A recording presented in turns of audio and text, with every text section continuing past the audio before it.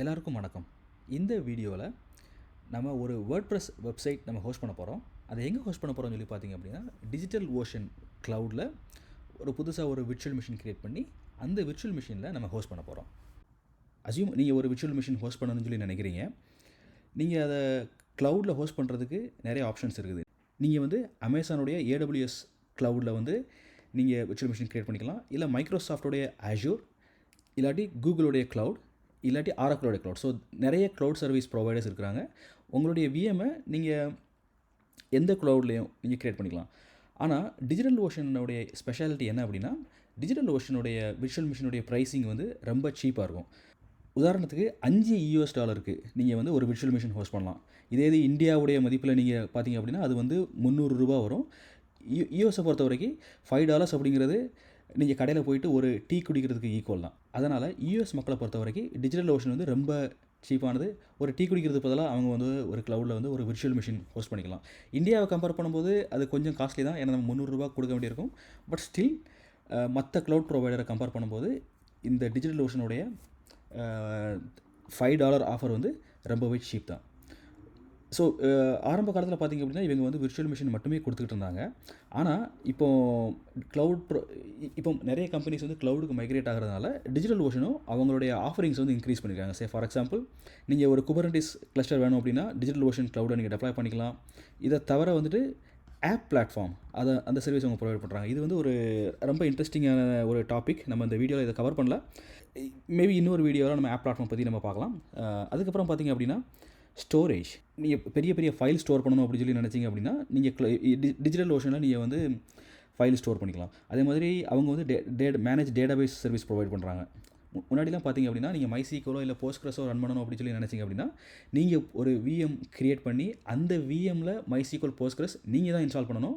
Plus அந்த மைசீக்வலோ Postgres இன்ஸ்டன்ஸோ down ஆச்சுது அப்படின்னா அதை நீங்கள் தான் டிடெக்ட் பண்ணி ரிப்பேர் பண்ணணும். பட் மேனேஜ்டு டேட்டாபேஸ் அப்படி சொல்லி வரும்போது அந்த மெயின்டெனன்ஸ் ஆக்டிவிட்டீஸ், அதுக்கப்புறம் டேட்டாபேஸ் ஆல்வேஸ் அப் அண்ட் ரன்னிங்காக இருக்கா அப்படிங்கிறது எல்லாத்தையும் டிஜிட்டல் ஓஷன் அவங்களுடைய சப்போர்ட் வந்து பார்த்துப்பாங்க. ஸோ நம்ம வந்து டேட்டாபேஸ் அப் அண்ட் ரன்னிங்காக இருக்கிறத பற்றி ஒரு பண்ண அவசியம் கிடையாது.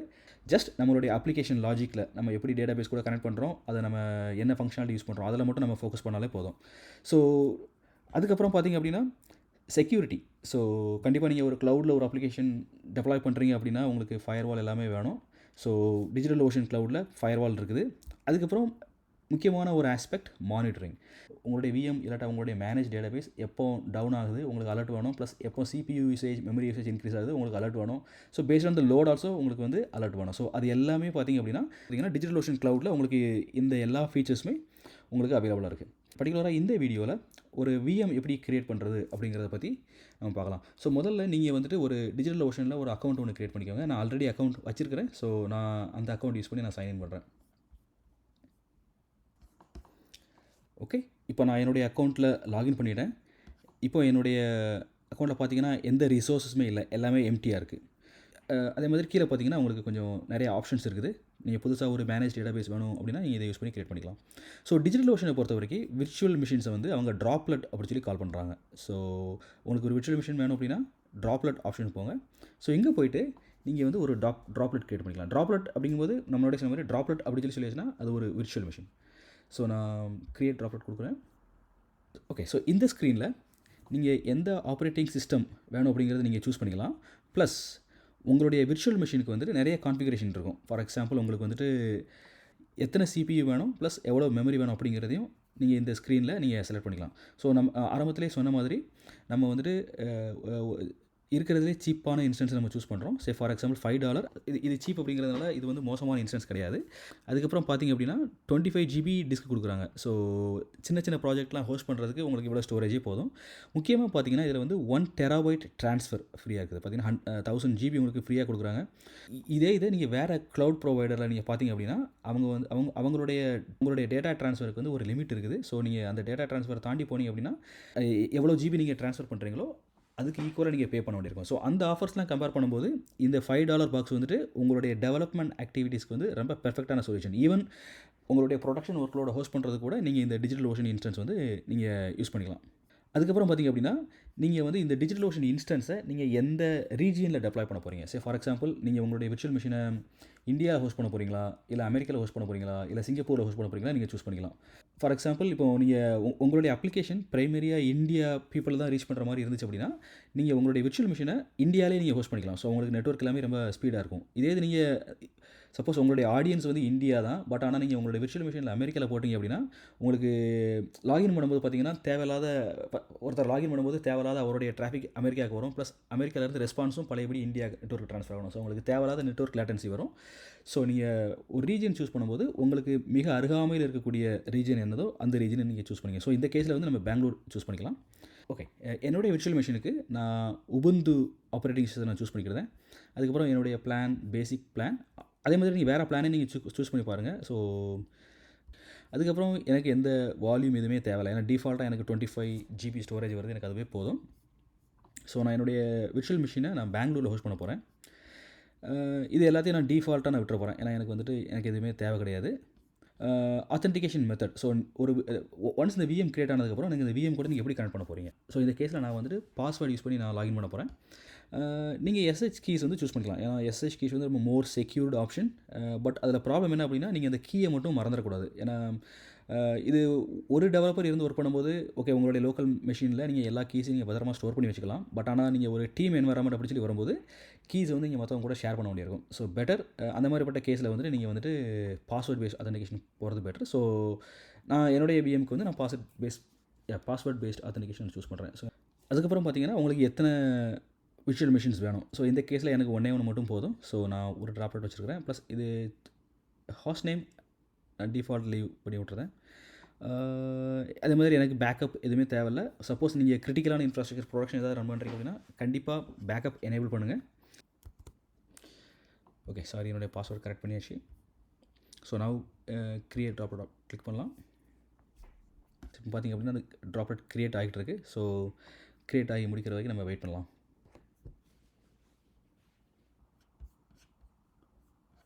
ஓகே, ஸோ இப்போ என்னுடைய இன்ஸ்டன்ஸ் கிரியேட் ஆகி முடிஞ்சிருச்சு. ஜஸ்ட் 1 or 2 minutesல வந்து என்னுடைய இன்ஸ்டன்ஸ் ப்ரொவிஷன் ஆயிடுச்சு. ஸோ இப்போ இந்த இன்ஸ்டன்ஸ் கூட நம்ம எப்படி கனெக்ட் பண்ணுறது அப்படிங்கிறத பார்க்கலாம். ஸோ ஃபர்ஸ்ட் ஆஃப் ஆல் இந்த இன்ஸ்டன்ஸோடைய டீட்டெயில்ஸ் பார்க்கலாம். ஸோ இந்த இன்ஸ்டன்ஸ்க்கு ஒரு ஐபி அட்ரஸ் அசைன் ஆயிருக்கு. ஸோ நம்ம இந்த ஐபி அட்ரஸ் யூஸ் பண்ணி தான் இந்த சிஸ்டம் கூட கனெக்ட் பண்ணுவோம்.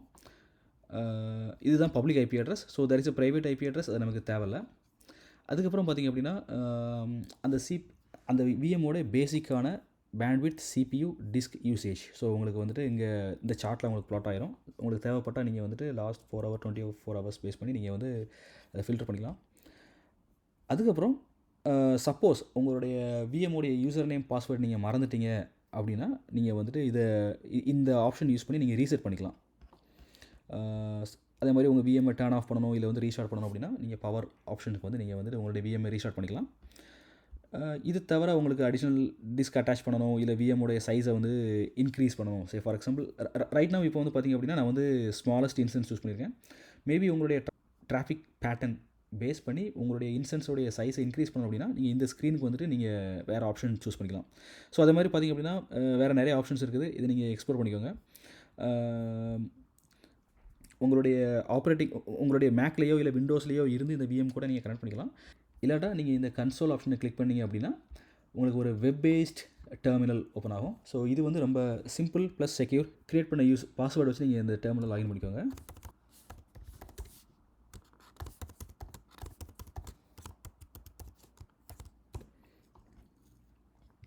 ஓகே, இப்போது இந்த விர்ச்சுவல் மிஷினை நம்ம லாகின் பண்ணியாச்சு. அதுக்கப்புறம் வந்துட்டு இந்த விர்ச்சுவல் மிஷின் நீங்கள் என்ன பண்ணாலும் பண்ணிக்கலாம். ஃபார் எக்ஸாம்பிள் இதில் நீங்கள் எதர் ஒரு வெப்சைட் ஹோஸ்ட் பண்ணலாம், இல்லை வந்து நீங்கள் வந்து ஒரு பேக்ரவுண்ட் ஜாப் எதுனாலும் ரன் பண்ணலாம். ஸோ இந்த கேஸில் வந்து நம்ம ஒரு சிம்பிளான ஒரு வேர்ட்ப்ரெஸ் சர்வர் எப்படி இன்ஸ்டால் பண்ணுறது அப்படிங்கிறத பார்ப்போம்.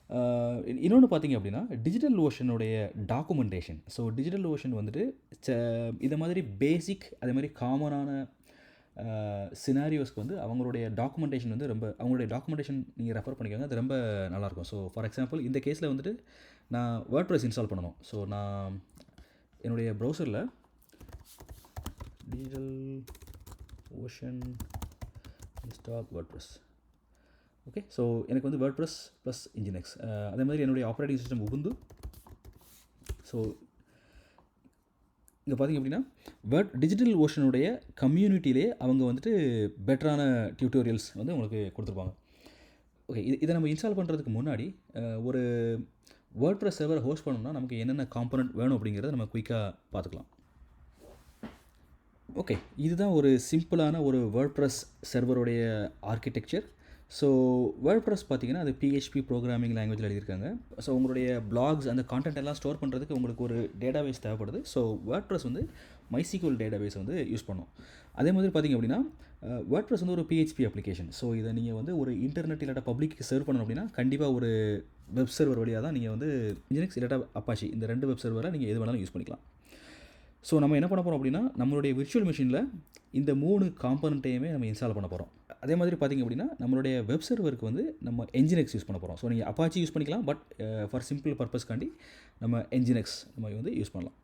ஸோ நான் முன்னாடியே சொன்ன மாதிரி டிஜிட்டல் ஓஷனுடைய கம்யூனிட்டி டியூட்டோரியல்ஸை ஃபாலோ பண்ணுங்கள். ஏன்னா ரொம்ப ஸ்ட்ரைட் ஃபார்வர்டாக இருக்கும்.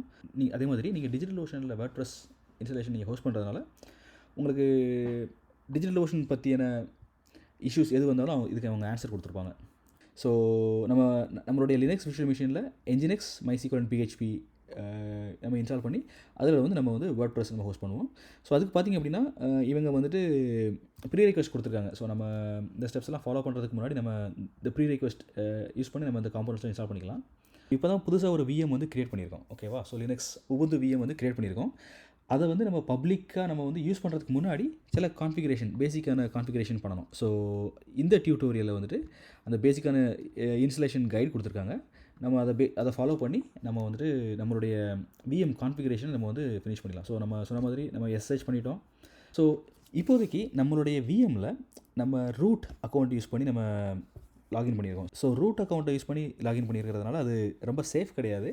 ஸோ செக்யூரிட்டி ஆஸ்பெக்ட்ஸில் பார்த்தீங்கன்னா ப்ரிஃபர்டான அப்ரோச் என்ன அப்படின்னா நீங்கள் ஒரு புதுசாக ஒரு அடிஷ்னலான ஒரு யூசர் ஒன்று க்ரியேட் பண்ணிவிட்டு அந்த யூஸராக லாகின் பண்ணி உங்களுடைய எல்லா ஆப்ரேஷன்ஸுமே நீங்கள் பண்ணுறது வந்துட்டு சேஃபானது. ஸோ இந்த டியூட்டோரியல் படி அவங்க புதுசாக ஒரு யூசர் ஆட் பண்ண சொல்கிறாங்க. ஸோ நான் ஆட் யூசர் ராஜன். ஸோ இது ஒரு பாஸ்வேர்ட் கேட்குது, என்னுடைய பாஸ்வேர்ட் கொடுக்குறேன்.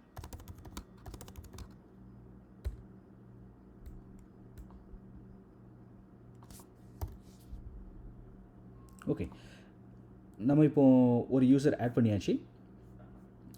அதுக்கப்புறம் பார்த்திங்க அப்படின்னா இந்த யூசருக்கு வந்துட்டு அட்மினிஸ்ட்ரேட்டரி ப்ரிவிலேஜஸ் வேணும். ஸோ நான் முன்னாடியே சொன்ன மாதிரி நம்ம ரூட் அக்கௌண்ட் யூஸ் பண்ண மாட்டோம்.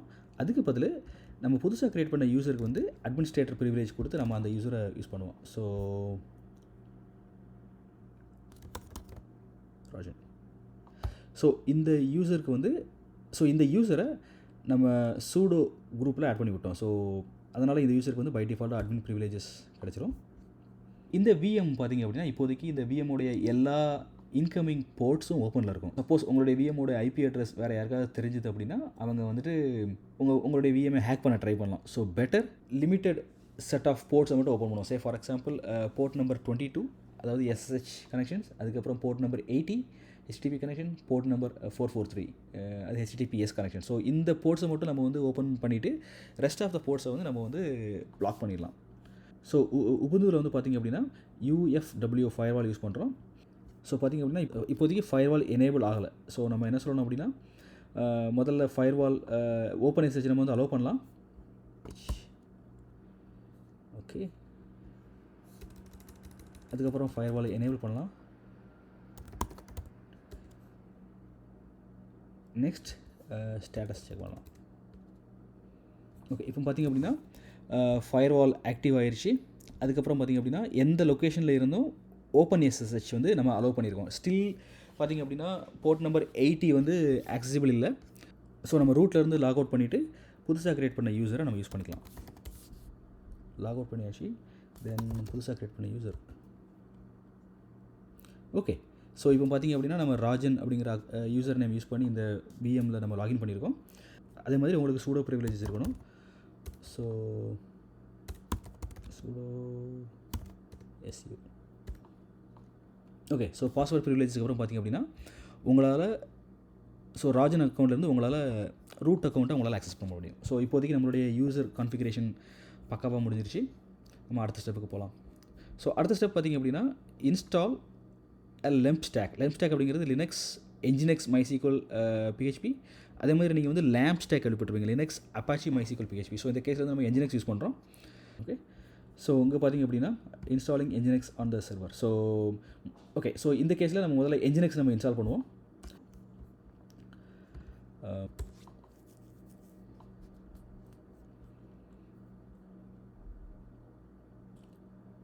ஸோ முதல்ல நம்மளுடைய லினக்ஸ் பேக்கேஜஸ் லிஸ்ட் ஆஃப் ரெபாசிட்டரிஸை நம்ம அப்டேட் பண்ணிக்கிறோம். அதுக்கப்புறம் பை நம்மளுடைய கமாண்ட்ஸை காப்பி பேஸ்ட் பண்ணணும், அதில் கொஞ்சம் ப்ராப்ளம்ஸ் இருக்குது. ஸோ நம்ம டேரெக்டாக நம்ம வந்துட்டு இந்த நம்மளுடைய டெர்மினல்லேருந்து இந்த இது நம்மளுடைய டெர்மினலில் இருந்துட்டு இந்த இன்ஸ்டன்ஸ் கூட கனெக்ட் பண்ண ட்ரை பண்ணலாம். So SSH S at this instance, password SSH Rajan at IP address. Okay, இப்போ நம்ம லாகின் பண்ணியாச்சு. நம்ம என்ஜினெக்ஸ் இன்ஸ்டால் பண்ணலாம்.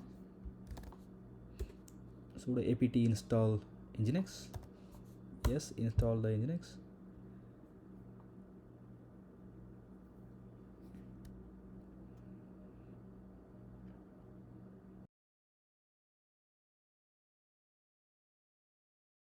என்ஜினெக்ஸ் இன்ஸ்டால் ஆகி முடிஞ்சிருச்சு.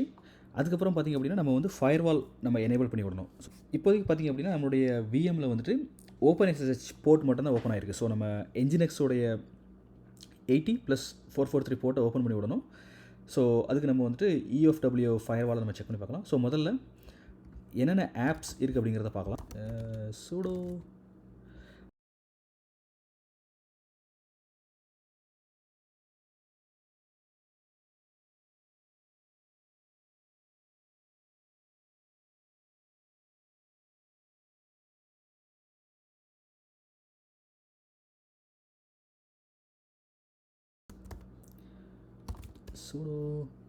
ஓகே, இப்போதைக்கு பார்த்திங்க அப்படின்னா என்ஜினெக்ஸ் ப்ளஸ் ஓப்பன் SSH வந்து எனேபிள் ஆகிடுச்சு.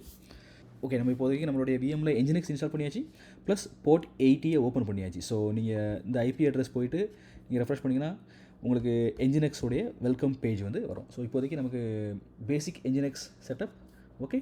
நம்ம இப்போ ஃபர்தராக வந்துட்டு மைசீக்வல் இன்ஸ்டலேஷன் நம்ம கண்டினியூ பண்ணலாம். ஓகே, மைசீக்வல் சர்வர் இன்ஸ்டால் பண்ணுறதுக்கு கமாண்ட் சிம்பிள் தான். Just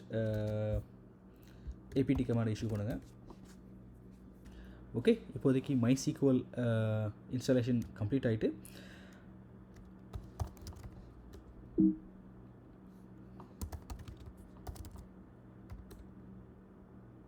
okay, so MySQL client utility install ஆகிடுச்சு. ஷோ டேட்டாபேசஸ் இப்போதைக்கு பார்த்திங்க அப்படின்னா நம்ம எந்த யூசர் நேம் இந்த மைசீக்வல் டேட்டாபேஸ்க்கு நம்ம எந்த யூசர் நேம் அண்ட் பாஸ்வேர்ட் நம்ம கொடுக்கவே இல்லை. ஸோ இது வந்து ரொம்ப செக்யூரான இன்ஸ்டலேஷன் கிடையாது.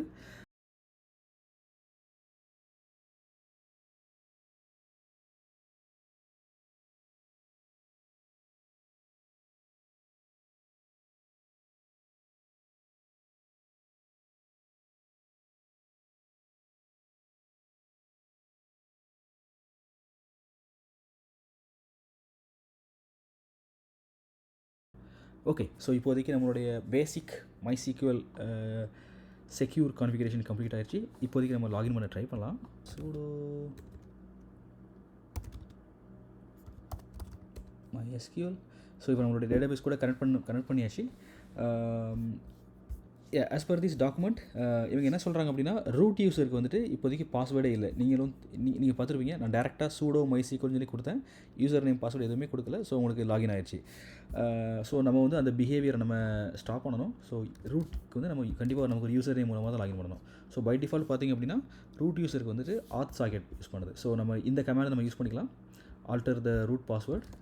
ஸோ ஓகே, இப்போதைக்கு பாஸ்வேர்டு அப்படிங்கிறதே பாஸ்வேர்டாக செட் ஆகிடுச்சு. ஸோ நான் எக்ஸிட் பண்ணிவிட்டு இப்போதைக்கு நம்ம மைசீக்வல் கொடுத்தாச்சு அப்படின்னா பார்த்திங்கன்னா இது ஃபெயில் ஆகுது. ஏன்னா நம்ம வந்து ரூட் யூஸருக்கு பாஸ்வேர்ட் சேஞ்ச் பண்ணியாச்சு. So sudo mysql -u root -p password. Okay, இப்போதைக்கு பார்த்திங்க அப்படின்னா ரூட் யூஸருக்கு நம்ம கொடுத்த பாஸ்வேர்டு செட் ஆகிடுச்சு. ஸோ நம்மளால் அந்த யூசர் நேம் பாஸ்வேர்டு யூஸ் பண்ணி லாகின் பண்ண முடியுது. ஓகே, இந்த ஸ்டெப் கம்ப்ளீட் ஆயாச்சு. ஓகே, ரிமைனிங் ஸ்டெப்ஸ் நம்ம கம்ப்ளீட் பண்ணிடலாம். ஃப்ளஷ் ப்ரிவிலேஜஸ் தேவைப்படும். ஃப்ளஷ் ப்ரிவிலேஜஸ் எக்ஸிக்யூட் பண்ணியாச்சு. அதுக்கப்புறம் பார்த்திங்க அப்படின்னா என்ஜினெக்ஸை வந்துட்டு பிஹெச்பியை ரெக்கக்னைஸ் பண்ணுற மாதிரி கான்ஃபிகர் பண்ணணும். பை டிஃபால்ட்டாக என்ஜினெக்ஸ்க்கு வந்துட்டு பிஹெச்பி பற்றி எதுவுமே தெரியாது. ஸோ நம்ம ஸ்பெசிஃபிக்காக பிஹெச்பி எஃபிஎம் மாடியூலை நம்ம இன்ஸ்டால் பண்ணணும். ஸோ அதுக்கு இந்த கமாண்ட் நம்ம யூஸ் பண்ணிக்கலாம். apt install php fpm. S,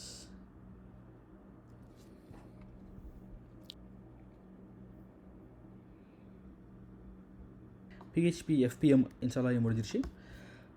okay, so as per this document most of the installation PHP MySQL and Nginx complete ஆயிடுச்சு.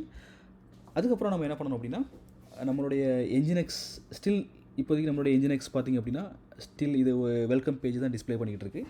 ஸோ நம்ம இந்த Nginxல வந்துட்டு WordPress சைட்டை வந்து நம்ம ஹோஸ்ட் பண்ணணும். ஸோ நம்ம இனிமேல் Nginxை வந்து கொஞ்சம் ஸ்லைட்டான மாடிஃபிகேஷன் பண்ணணும்.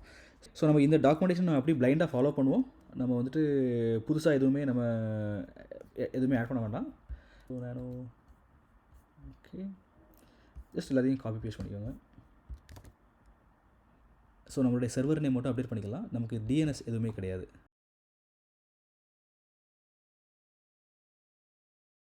பிஹெச்பி ஃபைல்ஸ் எல்லாத்தையும் நம்ம இன்ஸ்டால் பண்ண பிஹெச்பி எஃபிஎம் அந்த மாடியூல் வழியாக நம்ம வந்து ப்ராக்ஸி பண்ணி விடுதோம். ஸோ சேவ் பண்ணிக்கலாம். சேவ் பண்ணிவிட்டு எக்ஸிட் ஆகிக்கலாம். அது மாதிரி இந்த ஃபைல் இருக்குது அப்படிங்கிறத கன்ஃபார்ம் பண்ணிக்கலாம். Gate okay.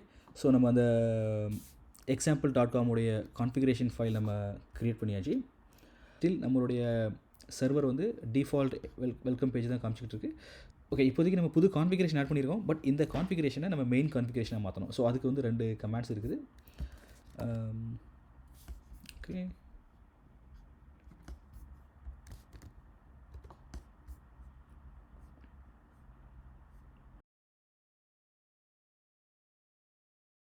ஓகே. ஸோ அதுக்கப்புறம் நம்மளுடைய கான்ஃபிகரேஷன் ஃபைல் கரெக்டாக அப்படிங்கிறத டெஸ்ட் பண்ணுறதுக்கு நம்ம sudo nginx-t கமாண்ட் யூஸ் பண்ணிக்கலாம். அதுக்கப்புறம் நம்ம Nginx-ஐ ரீஸ்டார்ட் பண்ணிக்கலாம். ஸோ இந்த கமாண்ட் Nginx-ஐ ரீஸ்டார்ட் பண்ணிவிடும்.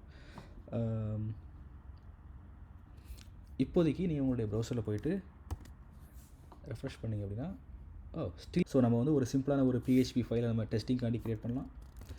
ஸோ sudo nano இந்த இன்ஃபர்மேஷன் அப்படி காப்பி பண்ணி பேஸ்ட் பண்ணிக்கோங்க.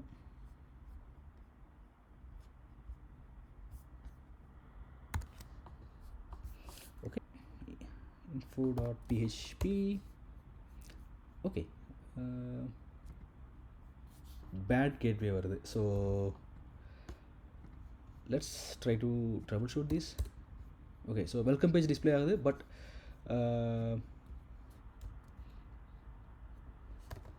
info.php பார்த்திங்க அப்படின்னா bad gateway. So we have to troubleshoot this.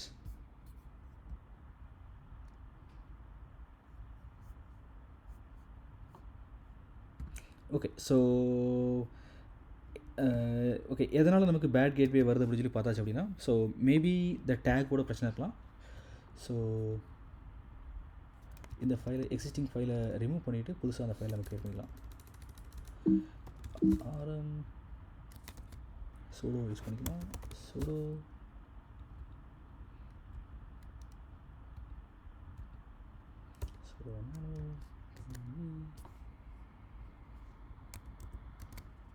Okay.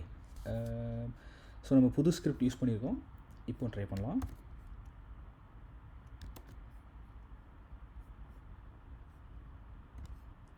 Okay, so நம்ம Nginx சர்வருடைய ஆக்சஸ் லாக் செக் பண்ணலாம்.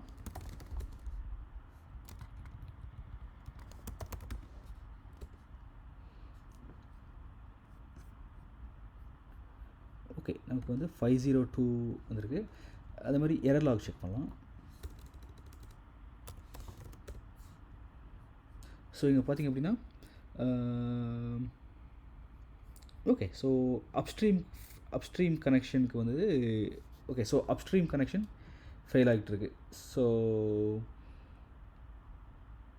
நம்மளோட Nginx கான்ஃபிகரேஷனை ஒன் மோர் டைம் நம்ம செக் பண்ணலாம். Okay, server name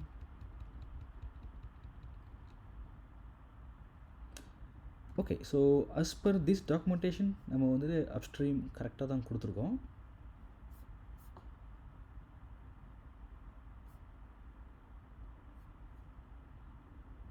okay. So நான் முன்னாடியே சொன்ன மாதிரி பார்த்தீங்கன்னா, நீங்கள் டிஜிட்டல் ஓஷனுடைய டாக்குமெண்டேஷன் ஃபாலோ பண்ணிங்கன்னா, அவங்க மோஸ்ட் ப்ராபப்லி ரிலேட்டட் ரெசல்யூஷன் கொடுத்துருப்பாங்க.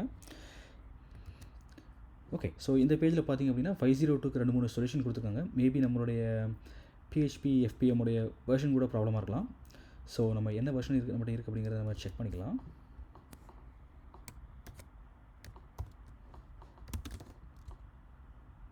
ஓகே. இது வந்து PHP FPM 7.4.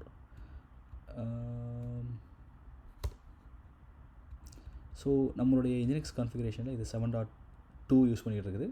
So better update to 7.4.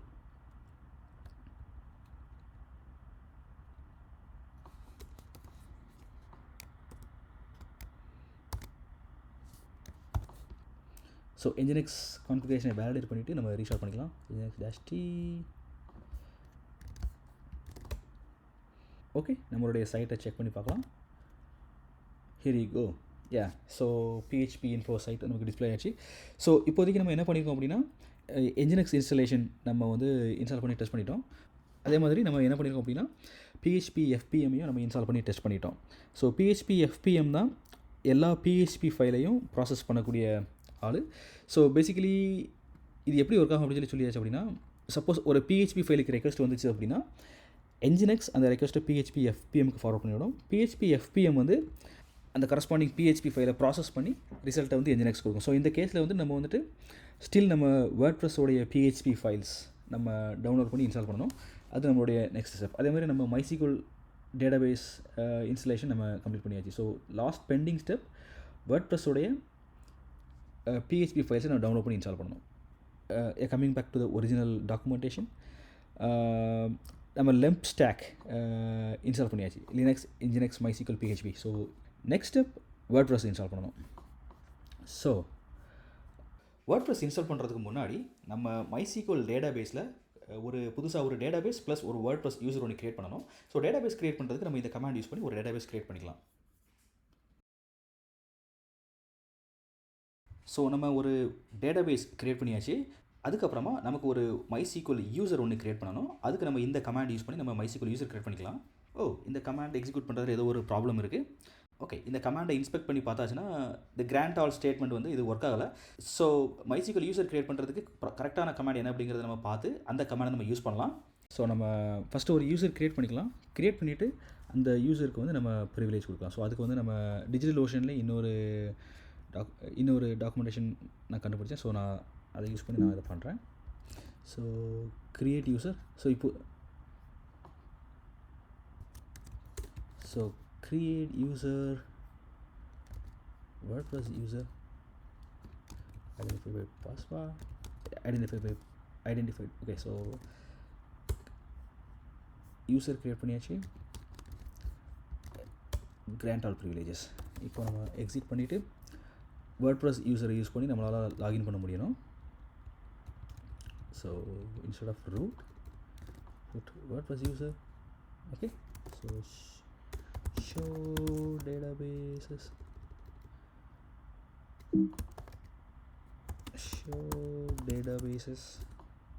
Okay. So நமக்கு வேர்ட்ப்ரெஸ் டேட்டாபேஸ் க்ரியேட் ஆகிடுச்சு. ப்ளஸ் வேர்ட்ப்ரெஸ் யூசரால் அந்த டேட்டாபேஸை வந்துட்டு யூஸ் பண்ண முடியுது. Use WordPress. Okay. So user creation successful. Now go back to the original documentation. இந்த ஸ்டெப்பை நம்ம அடிஷ்னல் PHP எக்ஸ்டென்ஷன் ஸ்டெப்பை நம்ம இப்போதைக்கு ஸ்கிப் பண்ணலாம். சப்போஸ் இன்ஸ்டலேஷன் ஏதாவது ப்ராப்ளம் இருந்துச்சு அப்படின்னா நம்ம இந்த ஸ்டெப்புக்கு பழையபடி திரும்ப வந்து we can revisit. Okay. So இந்த ஸ்டெப்பெல்லாம் நம்ம ஆல்ரெடி பண்ணியாச்சு.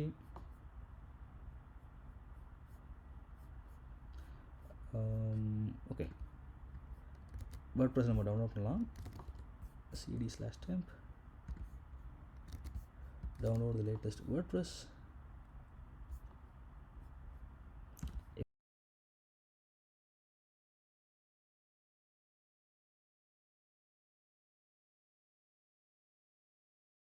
ஸோ முதல்ல நம்ம வந்துட்டு இந்த ஃபைலில் இந்த WP கான்ஃபிகில் கரெக்டான யூசர் நேம் பாஸ்வேர்ட் செட் பண்ணோம். So nano this guy so இங்கே பார்த்திங்க அப்படின்னா நமக்கு டிபி நேம் இருக்குது. ஸோ நம்ம இந்த செட்டிங்ஸ் நம்ம அப்டேட் பண்ணணும்.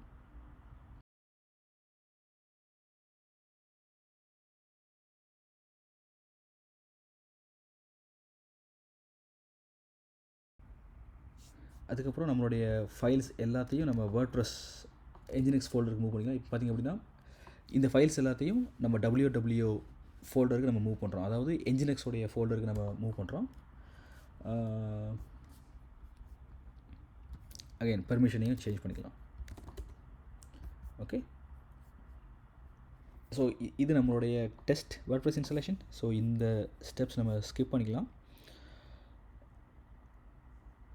நம்ம ஆல்ரெடி இந்த database user name and password update பண்ணியாச்சு. வெப்சைட் ட்ரை பண்ணலாம். ஓகே, நமக்கு இந்த ஸ்டெப் நமக்கு டிஸ்பிளே ஆகலை.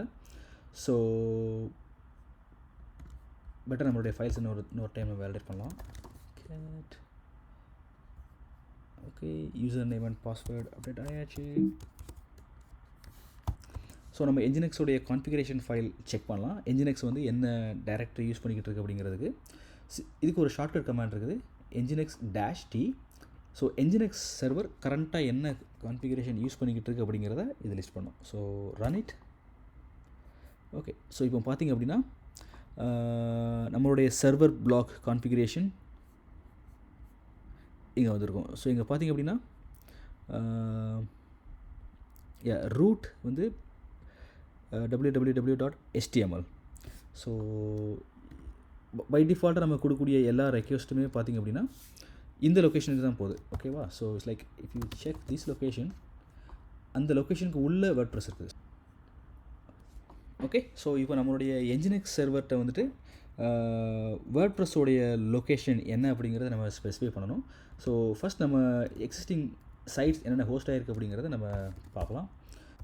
ஓகே, ஸோ நமக்கு வந்து இங்கே 2 சைட் இருக்குது. ஸோ முன்னாடி சொன்ன மாதிரி நம்ம example.comல தான் நம்ம PHP கான்ஃபிகர் பண்ணியிருக்கோம். ஸோ அதை நம்ம செக் பண்ணி பார்க்கலாம்.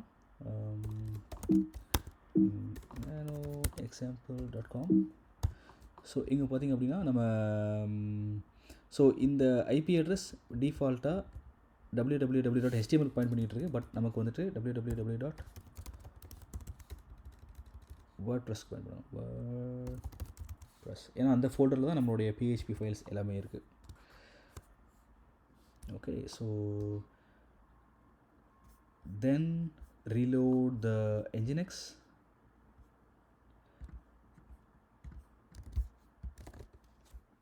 Okay, now let's try.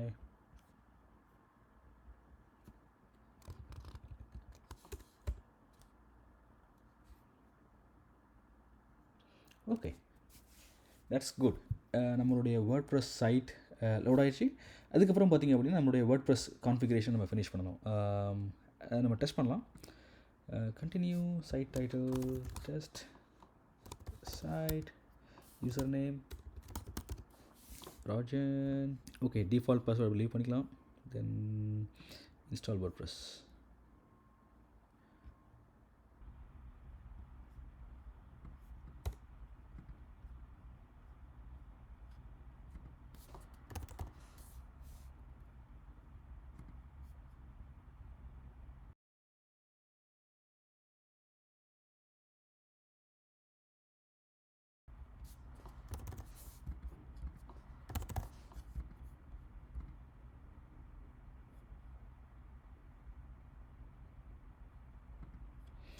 Okay, so நமக்கு வேர்ட்ப்ரெஸ் லாகின் ஆகிடுச்சு. ஸோ நவ் நீங்கள் இங்கே போய்ட்டு you can add any post or something.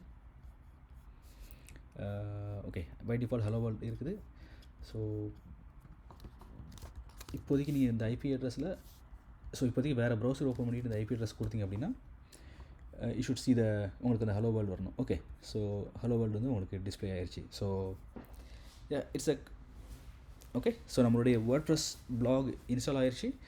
இப்போ டெஸ்ட் பண்ணணும் அப்படின்னா நம்ம புதுசாக ஒரு போஸ்ட் ஆட் பண்ணி டெஸ்ட் பண்ணி பார்க்கலாம். Add new.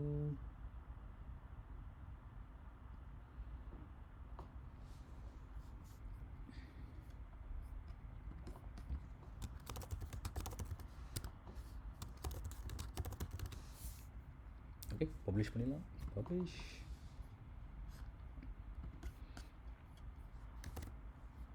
ஓகே சார், நம்மளுடைய நியூ போஸ்ட் பப்ளிஷ் ஆயிடுச்சு. ஸோ இது வரைக்கும் நம்ம என்ன பண்ணியிருக்கோம் அப்படின்னா, டிஜிட்டல் ஓஷன் க்ளவுடில் ஒரு விஎம் ஒன்று ஸ்டார்ட் பண்ணோம். அந்த விஎம்மில் என்ஜினெக்ஸ் பிஹெச்பி மைசீக்வல் இன்ஸ்டால் பண்ணோம். அதுக்கப்புறம் பிஹெச்பி கரெக்டாக கான்ஃபிகர் ஆயிருக்கா அப்படிங்கிறத செக் பண்ணோம். ஸோ ஒன்ஸ் எவ்ரிதிங் முடிஞ்சதுக்கப்புறமா நம்ம வேர்ட்ப்ரெஸ் இன்ஸ்டால் பண்ணோம். அதுக்கப்புறம் வேர்ட்ப்ரெஸில் போயிட்டு ஒரு சிம்பிளாக போஸ்ட் பண்ணி டெஸ்ட் பண்ணி பார்த்தோம். நமக்கு வந்து ஃபுல்லாக எல்லாமே ஒர்க் ஆகுது. இந்த வீடியோவிலேருந்து பேசிக்காக நம்ம என்ன கற்றுக்கலாம் அப்படிங்கிறத பார்த்திங்க அப்படின்னா, ஒரு புதுசாக ஒரு விர்ச்சுவல் மிஷின் எப்படி கான்ஃபிகர் பண்ணி அதில் ஒரு சர்வர் எப்படி டெப்ளாய் பண்ணுறது, ஒரு வெப்சைட் எப்படி ஹோஸ்ட் பண்ணுறது, அதை நம்ம பார்த்தோம். அதே மாதிரி பார்த்திங்க அப்படின்னா, இதில் நம்ம எல்லாமே நம்ம மேனுவலாக தான் பண்ணோம். நம்ம எதுவுமே ஆட்டோமேட் கிடையாது. நம்ம வந்து ஒரு எக்ஸிஸ்டிங் இருக்கக்கூடிய ஒரு டாக்குமெண்டேஷனை நம்ம அப்படியே படித்து அதில் இருக்கக்கூடிய கமாண்ட்ஸை நம்ம அப்படியே எக்ஸிக்யூட் பண்ணி நம்மளுடைய சர்வர் அப்போ ட்ரை பண்ணோம். ப்ளஸ் அதில் ஏதாவது எரர் வந்துச்சு அப்படின்னா எப்படி அதை ரிசால்வ் பண்ணுறது, அந்த டாக்குமெண்டேஷனில் அவங்க எதாவது இன்ஃபர்மேஷன் கொடுத்துருக்குறாங்களா, இல்லை இன்டர்நெட்டில் நம்ம அதை பற்றி தேடி மோர் இன்ஃபர்மேஷன் எடுக்கலாமா அப்படிங்கிறதையும் பார்த்தோம். So at the end of day நமக்கு 1-2 இஷ்யூஸ் வந்துச்சு. அந்த இஷ்யூஸை நம்ம இன்வெஸ்டிகேட் பண்ணி நம்ம சார்ட் அவுட் பண்ணிட்டோம். ஸோ நீங்களும் இதே எக்ஸசைஸ் நீங்கள் ட்ரை பண்ணிங்க அப்படின்னா உங்களுக்கும் இதே எரர் வர சான்ஸ் இருக்குது. ஸோ அதை இன்டர்நெட்டில் நீங்கள் சர்ச் பண்ணிங்க அப்படின்னா உங்களுக்கு ஒரு ஐடியா கிடைக்கும். ஒன்ஸ் நம்மளுடைய டெஸ்டிங் எல்லாம் முடிஞ்சிருச்சு, நமக்கு இந்த டிஜிட்டல் ஓஷன் இன்ஸ்டன்ஸ் நமக்கு தேவையில்லை. நீங்கள் இந்த இன்ஸ்டன்ஸ் வேணாம் அப்படின்னு சொல்லி நினச்சிங்க அப்படின்னா இந்த இன்ஸ்டன்ஸ் நீங்கள் டெலீட் பண்ணிடலாம்.